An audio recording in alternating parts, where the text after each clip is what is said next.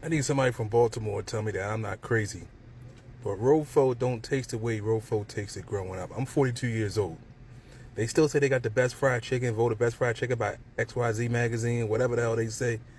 Fried chicken don't taste the same. It just tastes like pure grease. It tastes like pure grease. The chicken tenders taste top notch. Top 5 dead or alive. But the chicken, that shit do not hit the same.